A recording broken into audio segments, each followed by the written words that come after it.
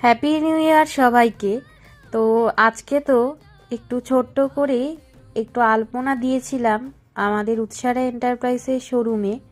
এরকমভাবে একটুখানি প্রথমে হলুদ ভালো করে গুলে দিয়ে দিয়েছিলাম, তার উপরে আলপনাটা দিয়েছিলাম। এরকম করলে নাকি মা লক্ষ্মী আমাদের কাছে আসে। আর আমার তো ভগবান ছাড়া আর সেরকম বলে কেউ নেই। আমার মা আছে অবশ্যই, মা হনুমানজি এরা সবাই মিলে আমার সাথে থাকলেই আমার সব কিছু পাওনা হয়। আমি চাইবো আপনারাও যাতে খুব ভালো থাকেন।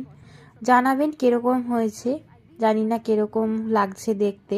শরীরটা সেরকম ঠিক ছিল না অবশ্যই বছরের প্রথম দিনই, কিন্তু তবু চেয়েছিলাম যে আজকের দিনটা অন্তত আমি একটু আলপনা অবশ্যই দেব। তাই অল্প একটু আলপনা দিয়ে নিয়েছিলাম। বছরের প্রথম দিনটাই সব কিছু মনে পড়ে যে লাস্ট বছর কী কী হয়েছিল। তার সাথে মনে পড়ে যে আসছে বছর মানে এই বছর আমাদেরকে কি কি করতে হবে। নিজের গোল সেট করে নিলাম, এবার পালা দৌড়ানোর। আশা করি আমি যাতে এই লড়াইটা জিততে পারি আর নিজের জীবনটাকে সুন্দর বানিয়ে নিতে পারি। শুধু একটাই কথা ভগবানকে বলি, আমার সাথে থেকো, আমাকে ছেড়ে কোথাও যেও না। তোমরা ছাড়া আমার আর কেউ নেই।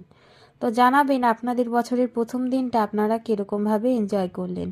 আমার তো ওই পুজো আচরা আর নিজের শরীরে খেয়াল রাখা এইভাবেই কেটে যায়। তো আপনারা জানাবেন আপনাদের কীরকমভাবে আজকের দিনটা শুরু করলেন আর কীরকম কাটছে। আর অবশ্যই আমার সাথে থাকবেন, পাশে থাকবেন। আশা করব যে এটা আপনাদের খুব ভালো লাগছে। আর হ্যাঁ, কমেন্টে জয় মা লক্ষ্মী লিখতে একদম ভুলবেন না। আর হ্যাপি নিউ ইয়ার সবাইকে আরও একবার। নতুন বছর আপনাদের খুব ভালো কাটুক। আবার পরে গল্প করব।